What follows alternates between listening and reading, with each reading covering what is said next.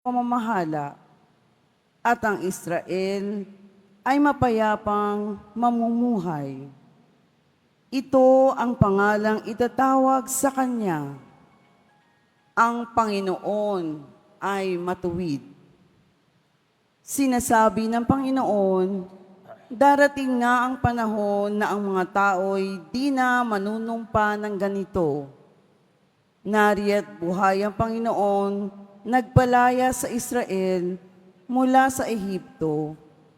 Sa halip, sasabihin nilang, saksi ko ang Panginoon na nagpalaya sa mga Israelita mula sa lupain sa hilaga at sa lahat ng lupain pinagtapunan ko sa kanila. Babalik sila sa sariling lupa at doon muling mamumuhay. Ang salita ng Diyos. Salamat sa Diyos.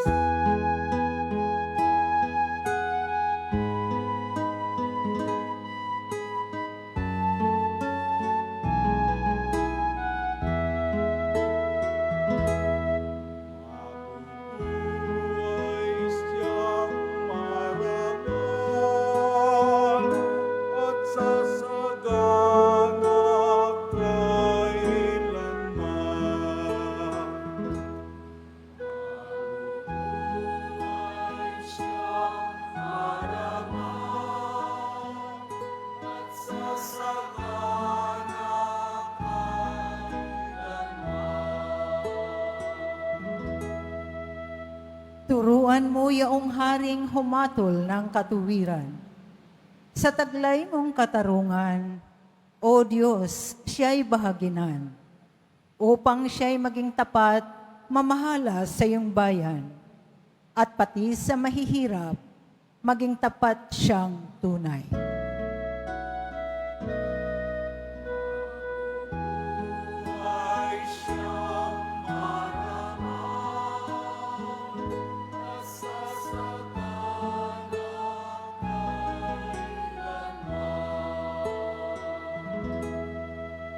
Kanya namang ililigtas ang sinumang tumatawag, lalo yaong nalimot ng mga taong mahihirap.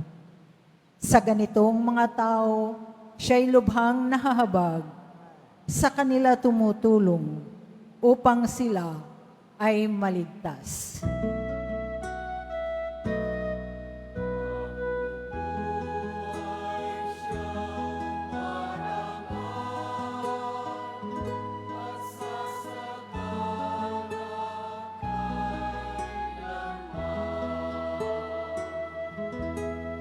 Ang poong Diyos ng Israel, purihin ng taong madla. Ang kahangahangang bagay, tanging siya ang may gawa. Ang dakilang ngalan niya ay purihin kailanman, at siya ay dakilain nitong buong sanlibutan. Amen. Amen.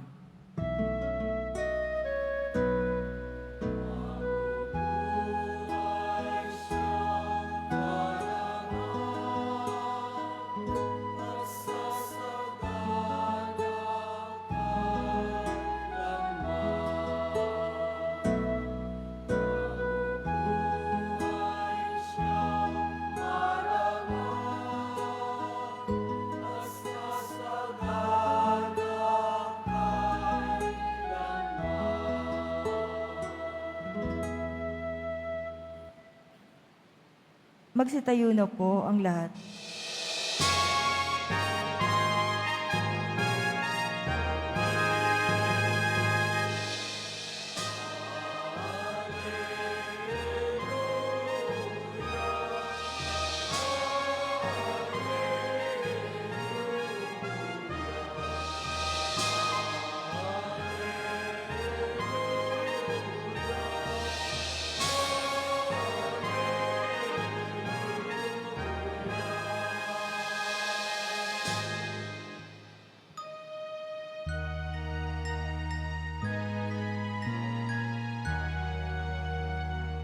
Halina o Adonai, nasa bundok ng Sinai. Baya'y binigyan ng batas, gabay mula sa itaas. Magdiwang na Emmanuel ay darating, o Israel.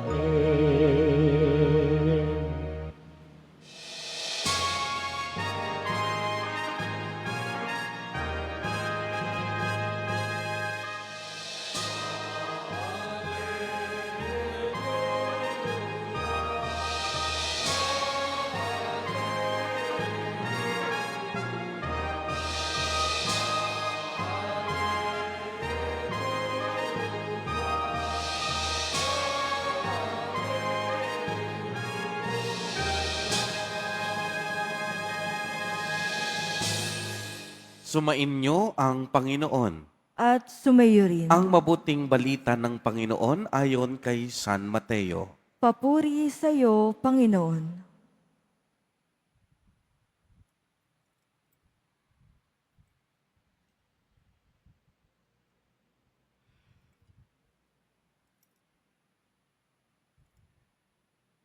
Ganito ang pagkapanganak kay Hesukristo.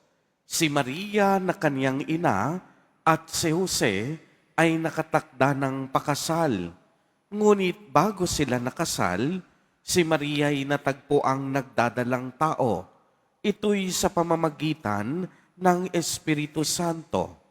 Isang taong matuwid itong si Jose na kaniyang magiging asawa. Ngunit ayaw niyang mapahiya si Maria, kaya ipinasya niyang hiwalayan ito ng lihim. Samantalang iniisip ni Jose ito, napakita sa kanya sa panaginip ang isang anghel ng Panginoon. Sabi nito sa kanya, Jose, anak ni David, huwag kang matakot na tuluyang pakasalan si Maria, sapagkat siya'y naglihi sa pamamagitan ng Espiritu Santo. Manganganak siya ng lalaki at ito'y pangangalanan mong Jesus, sapagkat siya ang magliligtas sa kaniyang bayan sa kanilang mga kasalanan. Nangyari ang lahat ng ito upang matupad ang sinabi ng Panginoon sa pamamagitan ng propeta. Maglilihi ang isang dalaga at manganganak ng lalaki at tatawagin itong Emmanuel, ang kahulugay kasama natin ang Diyos. Nang magising si Jose, sinunod niya ang utos ng anghel ng Panginoon. Pinakasalan niya si Maria, ngunit hindi ginalaw ni Jose si Maria hanggang sa maipanganak nito ang isang sanggol na lalaki na pinangalanan niyang Jesus. Ang mabuting balita ng Panginoon. Pinupuri ka namin, Panginoong Hesukristo. Magsiupo muna po ang lahat.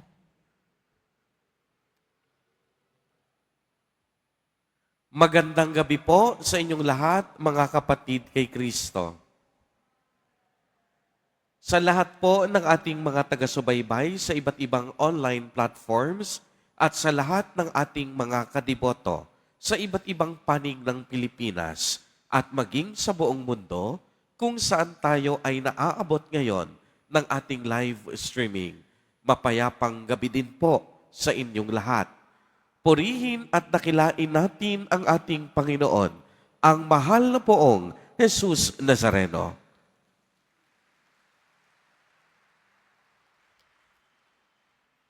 Mga kapatid kay Kristo at mga kadiboto, malugod po namin kayong tinatanggap sa Basilica Minor at Pambansang Dambana ni Jesus Nazareno.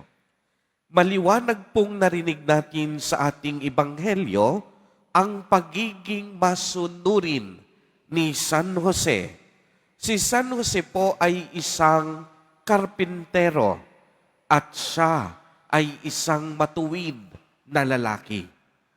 Plano na sana niyang magpakasal kay Maria, subalit nalaman niya na ang mahal na Birheng Maria ay nagdadalang tao. Kaya naman, ang puso ni San Jose nabalot ng kalungkutan dahil malaki ang respeto niya kay Maria. Nasaktan si San Jose dahil ang akala niya pinagtaksilan siya ni Maria. Mapapansin po natin na una pa lamang bayaning-bayani na sa pagmamahal si San Jose. Ayaw niya kasing maparusahan si Maria, kaya't ibig niya sanang lihim itong hiwalayan. Kahit na sa pag-aakalang siya na ang naagarabyado, mabuti pa rin ang iniisip ni San Jose para kay Maria. Kung hindi niyo po maitatanong, noon pong kapanahunan nila, mayroong kautusan na kapag natagpuan ang babaeng hindi pa kasal, ay nabuntis. Sila'y babatuhin kasama ang kasangkot na kasintahan. Kaya naman, sa pagdurusa ng kaniyang puso, naisipan niyang hiwalayan ng lihim ang kaniyang kasintahan upang huwag mapahiya si Maria. Subalit, hindi masukat ang kagalakan ni San Jose nang ipaliwanag ng anghel sa kaniyang panaginip ang misteryo ng pagkakatawang tao ng anak ng Diyos sa sinapupunan ni Maria. Nabatid ni San Jose ang mabuting balita tungkol sa pagdating ng Emmanuel. Ang Diyos sumasa atin at siya ay isisilang ng Birheng Maria upang iligtas tayo sa putik ng ating kasalanan. Kaya naman, noong magising si San Jose mula sa kanyang panaginip, hindi siya nagdalawang isip. Agad niyang tinupad ang plano ng Diyos na pakasalan si Maria. Hindi siya natakot, hindi siya nag-alinlangan, at siya ang magiging ama-amahan ni Jesus Nazareno dito sa lupa. Makikita natin na sa buhay ni San Jose ang kalagahan ng pagiging matuwid at masunurin. Tunay nga pong kamangha-mangha ang pagmamahal ni San Jose na tumatayong legal na ama ni Jesus Nazareno.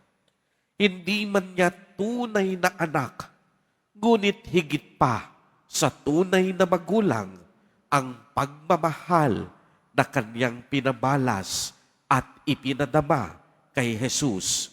Sa pamamagitan ni San Jose, ang ating Panginoon nagkaroon ng ama sa lupa. Pinalaki siya ng maayos, ng may disiplina at ng may mabuting pag-uugali. Mga kapatid kay Kristo, kagaya ng karanasan ni San Jose, sa bawat araw, nahaharap tayo sa napakadaming desisyon ng buhay. Magsisimba ba ako ngayon o itutulog ko na lang? Kakain ba ako mamaya ng paborito kong pagkain o magbabahagi na lang ako sa masigit na nangangailangan? Tutulungan ko ba ang aking kapwa o magbubulag-bulagan na lang ako? Maraming pagkakataon na nalilito tayo kung ano ang ating pipiliin. Ngunit, kagaya ni San Jose, pumili tayo ng tama. Piliin natin ang Diyos. Uulitin ko po, ang paanyaya sa ating lahat, pumili tayo ng tama. Dahil sa pagpili natin ng tama at mabuti, tiyak yon, pinipili natin ang Diyos. At kapag ang Diyos ang ating pinili, tiyak yon, makakaasa tayo, mamumunga ang ating desisyon. Yan ang magbibigay kapanatagan, magbibigay ng kahulugan, magbibigay ng katuturan sa iyong buhay. Amen. Purihin at nakilain natin ang ating Panginoon, ang mahal na poong Jesus Nazareno. Magsitayo na po ang lahat.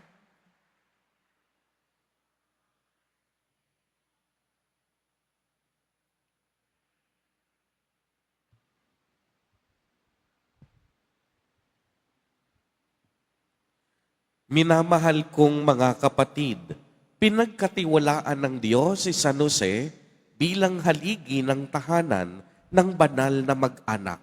Sa tulong ng kaniyang panalangin, dumulog tayo sa Diyos na kailanmay hindi nagpapabaya sa atin. Sa bawat panalangin ang ating itutugon. Panginoon, dinggin mo ang aming panalangin. Panginoon, dinggin mo ang aming panalangin. Para kay Francisco na aming Santo Papa, kay Jose na ating Obispo, mga pari at mga lalaking relihiyoso, masalamin nawa ang dakilang pag-ibig ng Diyos sa pamamagitan ng kanilang makaamang pagkalinga. Manalangin tayo. Panginoon, dinggin mo ang aming panalangin. Para sa mga kawani ng pamahalaan, matularan nawa nila ang katapatan ni San Jose, nang sa gayon, kanilang magawa rin ang kalooban at kagustuhan mo para sa ating bayan. Manalangin tayo. Panginoon, dinggin mo ang aming panalangin. Para sa mga haligi ng tahanan, maipadama nawa nila ang kanilang pag-ibig at pag-aaruga sa kanilang pamilya sa pamamagitan ng kanilang pagsusumikap at matiwasay na pamumuhay. Manalangin tayo. Panginoon, dinggin mo ang aming panalangin.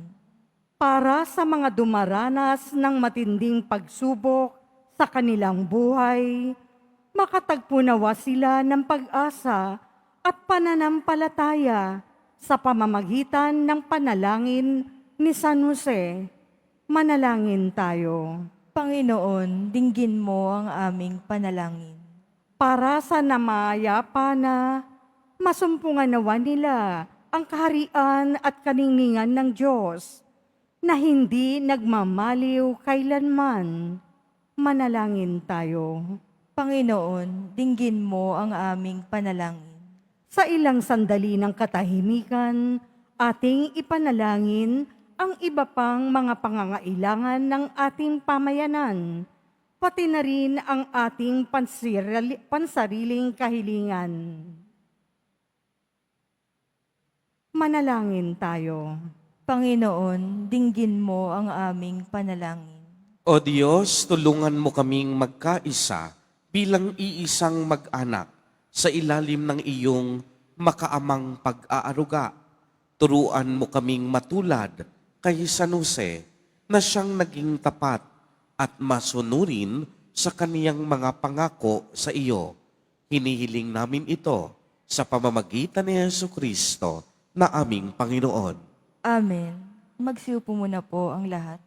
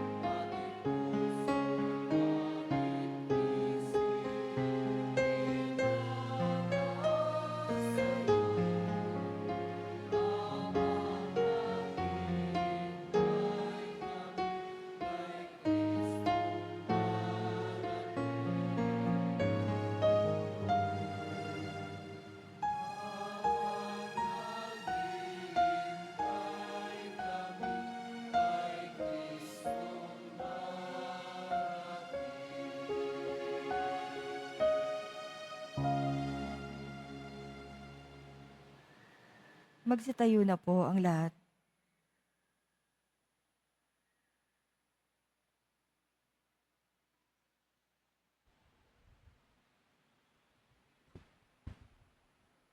Manalangin kayo mga kapatid upang ang paghahain natin ay kalugdan ng Diyos amang makapangyarihan.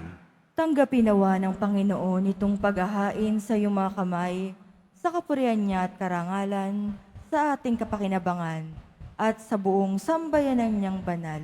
Ama naming lumikha, ang mga alay naming nakahain sa iyong dambana ay pabanalin nawa ng paglukop ng banal na Espiritu na pumuspo sa sinapupunan ng mahal na Birheng Maria upang magdalang tao at magsilang sa iyong anak na siyang namamagitan kasama ng Espiritu Santo magpa sa walang hanggan. Amen. Sumainyo ang Panginoon.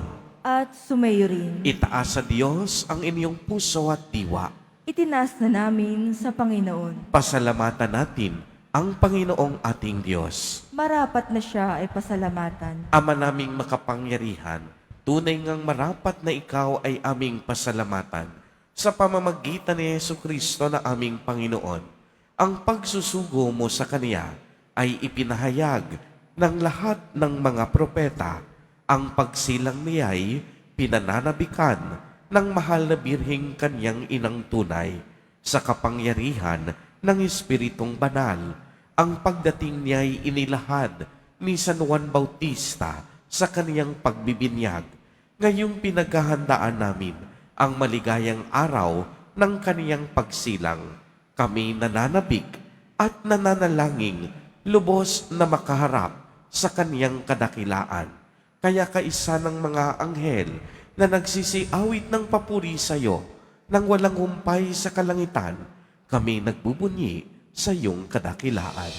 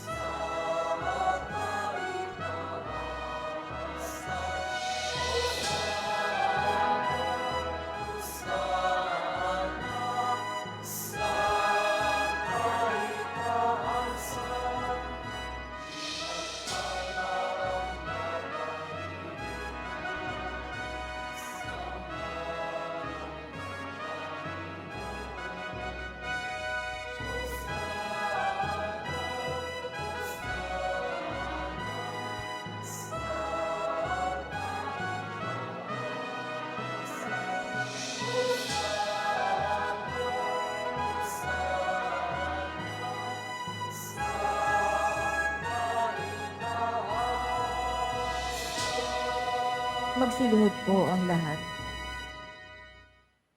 Ama naming banal, ikaw ang bukal ng tanang kabanalan, kaya't sa pamamagitan ng iyong Espiritu ay gawin mo pong banal ang mga kaloob na ito upang para sa amin ay maging katawan at dugo ng aming Panginoong Jesucristo.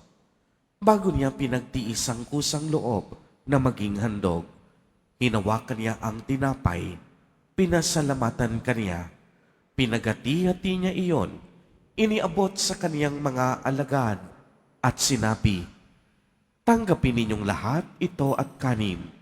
Ito ang aking katawan na ihahandog para sa inyo."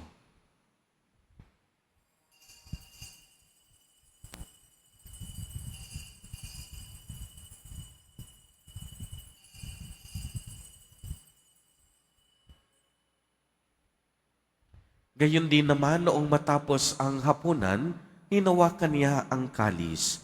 Muli kanyang pinasalamatan. Iniabot niya ang kalis sa kaniyang mga alagad at sinabi, "Tanggapin ninyong lahat ito at inumin. Ito ang kalis ng aking dugo, ng bago at walang hanggang tipan. Ang aking dugo na ibubuhos para sa inyo at para sa lahat sa ikapagpapatawad ng mga kasalanan. Gawin ninyo ito sa pag-alaala sa akin."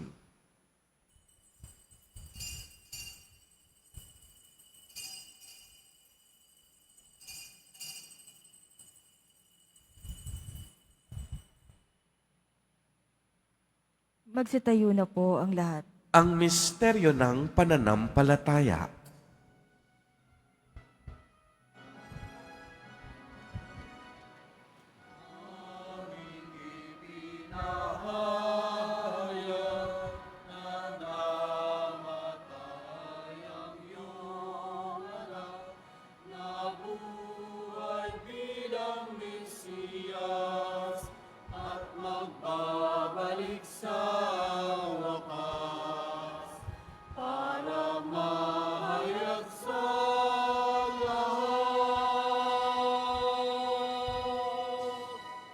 Ama, ginagawa po namin ngayon ang pag-alaala sa pagkamatay at muling pagkabuhay ng iyong anak. Kaya't iniaalay namin sa iyo ang tinapay na nagbibigay buhay at ang kalis na nagkakaloob ng kaligtasan. Kami po'y nagpapasalamat dahil kami iyong minarapat na tumayo sa harap mo para maglingkod sa iyo. Isinasamo namin na kaming magsasalo-salo sa katawan at dugo ni Kristo ay mabuklod sa pagkakaisa sa pamamagitan ng Espiritu Santo. Ama, lingapin mo ang iyong simbahang laganap sa buong daigdig. Puspusin mo kami sa pag-ibig kay isa ni Francisco na aming Santo Papa at ni Jose na aming Obispo at ng Tanang Kaparian. Alalahanin mo rin ang mga kapatid naming nahimlay nang may pag-asang sila'y muling mabubuhay. Gayon din ang lahat ng mga pumanaw. Kaawaan mo po sila at patuloyin sa iyong kaliwanagan. Kaawaan mo at pagindapatin kaming lahat na makasalo sa iyong buhay na walang wakas. Kaisa ng mahal na Birheng Maria na ina ng Diyos, ng kabiyak ng puso niyang si San Jose, kaisa ng mga apostol at ng lahat ng mga banal na namuhay dito sa daigdig ng kalugod-lugod sa iyo. Maipagdiwang nawa namin ang pagpupuri sa ikararangal mo sa pamamagitan ng iyong anak na aming Panginoong Hesukristo. Sa pamamagitan ni Kristo, kasama niya at sa Kaniya, ang lahat ng parangal at papuri ay sa iyo, Diyos amang makapangyarihan, kasama ng Espiritu Santo, magpa sa walang hanggan.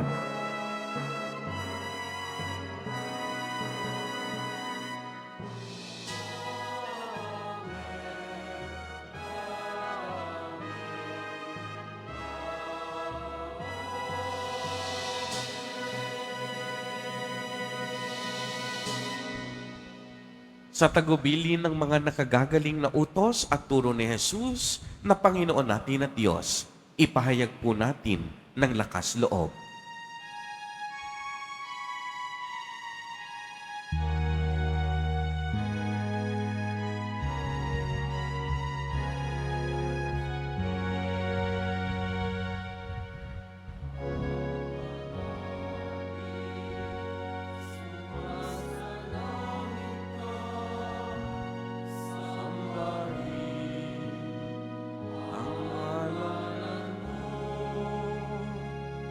Apa sa amin ang kaharian mo, sundin ang loob mo dito sa lupa para ng sa langit.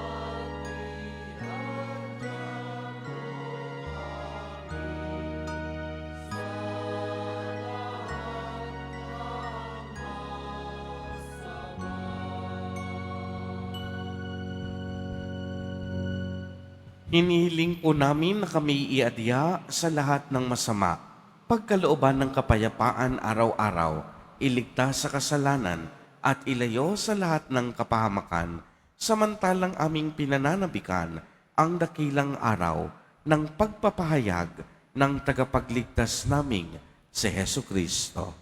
sapagkat iyo ang kaharian at ang kapangyarihan at ang kapurihan magpakailanman. Amen. Panginoong Kristo, sinabi mo sa iyong mga apostol, kapayapaan ang iniiwan ko sa inyo. Ang aking kapayapaan ang ibinibigay ko sa inyo. Tunghayan mo ang aming pananampalataya at huwag ang aming mga pagkakasala. Pagkalooban mo kami ng kapayapaan at pagkakaisa ayon sa iyong kalooban, kasama ng Espiritu Santo, magpa sa walang hanggan. Amen. Ang kapayapaan ng Panginoon ay laging sumainyo. At sumayo rin. Magbigayan po tayo ng kapayapaan sa isa't isa.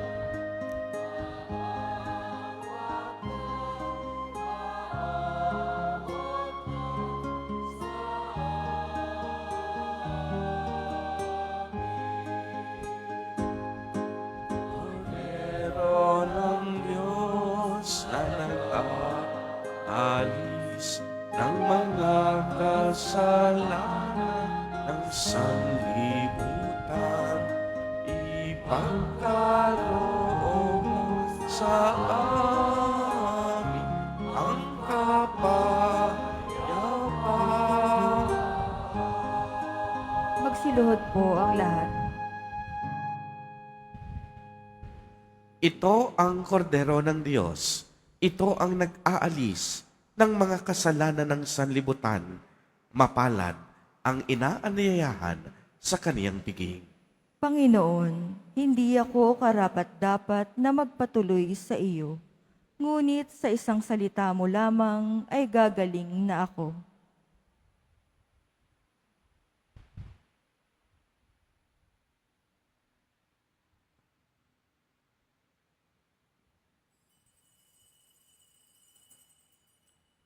Para sa lahat ng tatanggap ng banal na komunyon, sasagot po tayo ng amen.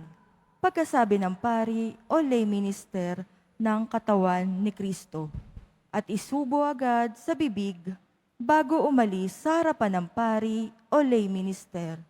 Sumunod po tayo.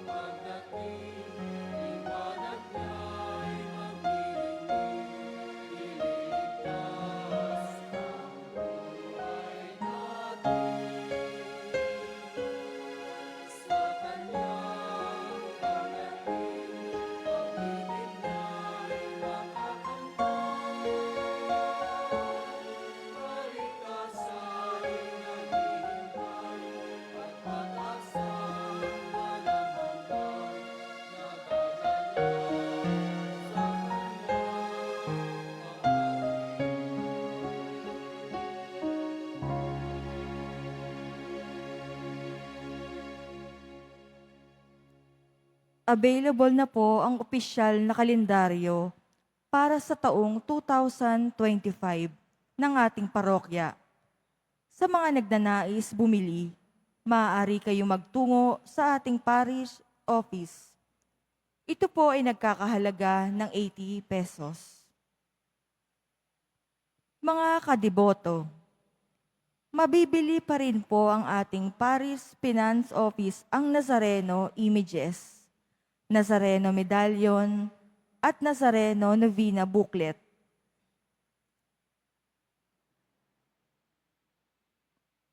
Pagkatapos ng misa, wiwisikan po ang lahat ng banal na tubig.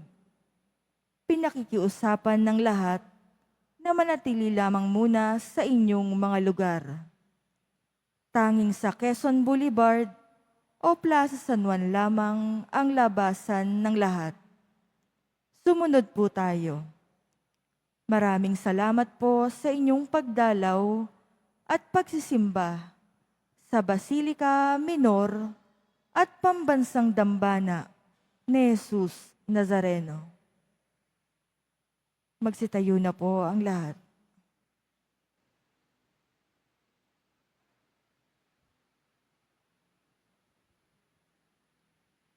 Manalangin tayo. Ama naming mapagmahal, sa aming pagsasalo sa banal na hain, lagi nawa naming madala ang iyong kagandahang loob upang kami magkamit ng kaligtasan, pakundangan sa pagkakatawang tao ng iyong anak, ngayong aming ginugunita ang kaniyang ina sa pamamagitan ni Jesucristo, kasama ng Espiritu Santo, magpa sa walang hanggan. Amen. Bago po ang huling pagbabasbas, tayo po ay nagpapasalamat para sa ating mga mass offerers para sa simbang gabing ito. Palakpakan po natin una ang Confradia de Buena Hora at ang LKPJN. Maraming salamat po. Sumainyo ang Panginoon. At sumayo rin. Pagbabasbas, mahal na poong Jesus Nazareno, inihayag mo sa pamamagitan ng krus ang walang maliw na pag-ibig ng Diyos sa sangkatauhan. Pakinggan mo ang kahilingan lalo na para sa mga nangangailangan ng iyong tulong at awa. Makamtan nawa namin ang iyong kasagutan na may utang na loob na tinatanaw. Basbasan din po ninyo itong mga imahe na dasalan upang lalo kaming manalangin at magtiwala. Sa pamamagitan ng bendisyon na ito, naway lalo kaming maging mapaglingkod, masunurin at tapat sa iyo na aming maluwalhating Panginoon, magpa sa walang hanggan. Amen. At pagpalain po kayong lahat at ng inyong buong pamilya ng makapangyarihang Diyos, Ama, Anak, at Espiritu Santo. Amen. Humayo kayong taglay ang pag-ibig at kapayapaan ng Poong Jesus Nazareno. Salamat sa Diyos.